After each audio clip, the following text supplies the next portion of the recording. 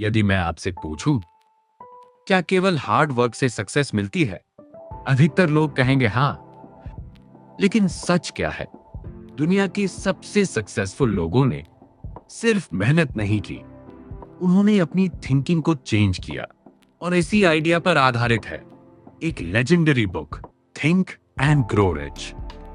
Author Napoleon Hill ने 20 साल तक रिसर्च की।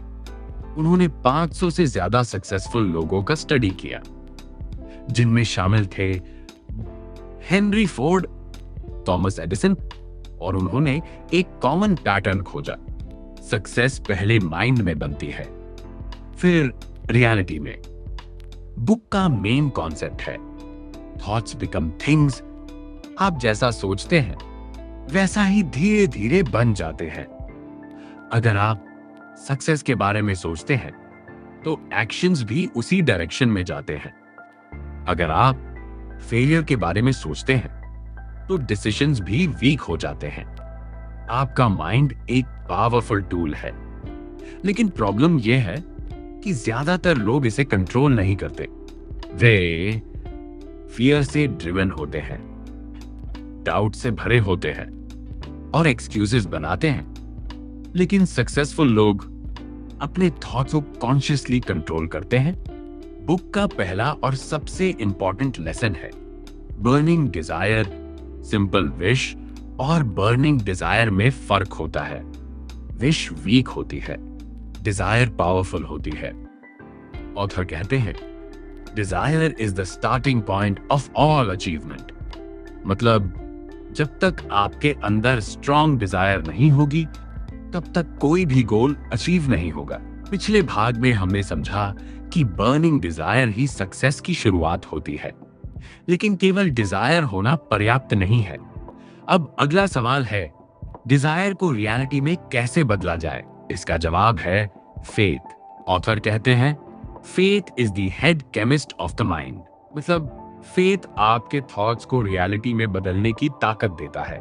यदि आपके अंदर बिलीफ नहीं है तो डिजायर भी वीक हो जाती है, लेकिन जब डिजायर के साथ स्ट्रॉन्ग बिलीफ जुड़ जाता है तो माइंड उस गोल को अचीव करने के लिए सॉल्यूशंस ढूंढना शुरू कर देता है। आपने देखा होगा कुछ लोग किसी काम को शुरू करने से पहले ही मान लेते हैं कि वे फेल हो जाएंगे, और वही होता भी है। क्यों? क्योंकि उनका बिलीफ सिस्टम वीक होता है।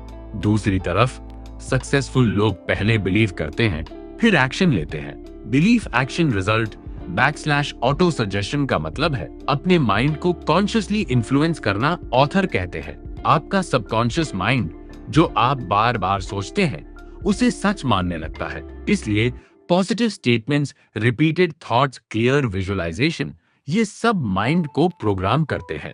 एग्जाम्पल, अगर आप रोज खुद से कहते हैं I can do this, I am improving every day, तो धीरे धीरे ये बिलीफ स्ट्रॉन्ग हो जाता है।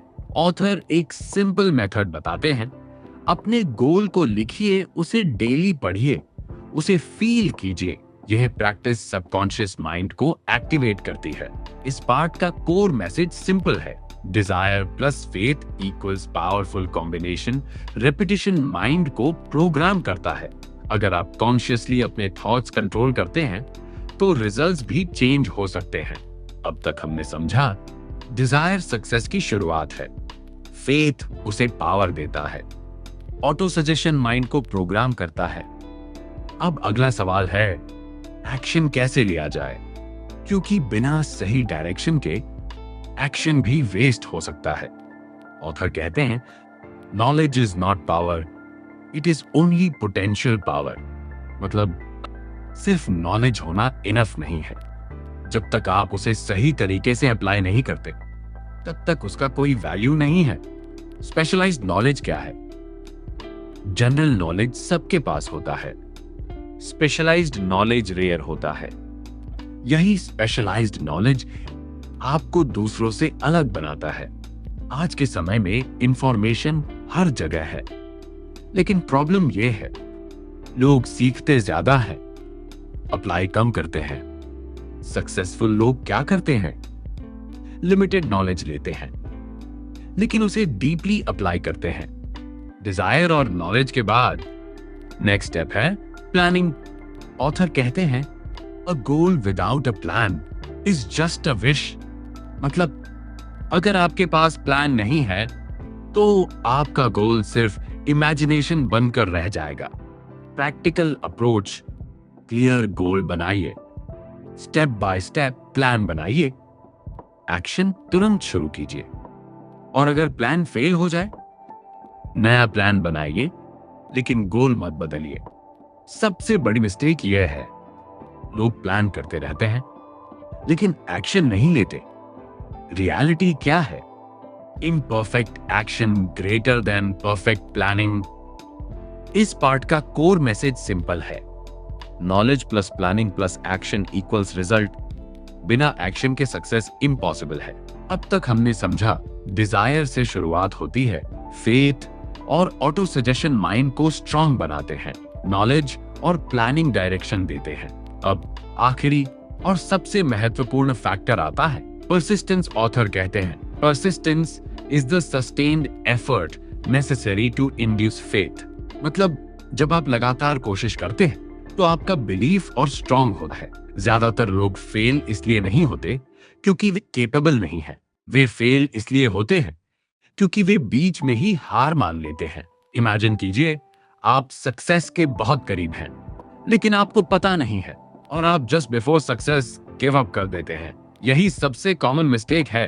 Temporary failure not equal to final failure. Author बताते हैं कि सक्सेस के रास्ते में सबसे बड़ा ऑब्स्टेकल है फियर। कुछ common fears, fear of failure, fear of criticism, fear of rejection, fear of poverty. ये फियर्स माइंड को वीक बनाते हैं और एक्शन लेने से रोकते हैं। सॉल्यूशन क्या है? Awareness, self belief, action despite fear book का एक और पावरफुल कॉन्सेप्ट है। मास्टरमाइंड मतलब ऐसे लोगों के साथ जुड़ना जो आपको ग्रो करने में मदद करें।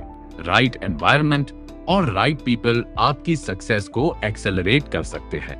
सच्चाई यह है, सक्सेस कोई एक्सीडेंट नहीं है, ये माइंडसेट प्लस एक्शन का रिजल्ट है। अगर आपके पास strong desire, clear belief, right action और परसिस्टेंस है तो सक्सेस पॉसिबल है। इस वीडियो को एंड करते हुए एक बात हमेशा याद रखना, आपकी लिमिट्स रियल नहीं होती, वे आपके माइंड में होती हैं। जब आप अपनी थिंकिंग बदलते हैं तो आपकी लाइफ बदलने लगती है। जैसा कि नेपोलियन हिल कहते हैं, whatever the mind can conceive and believe it can achieve.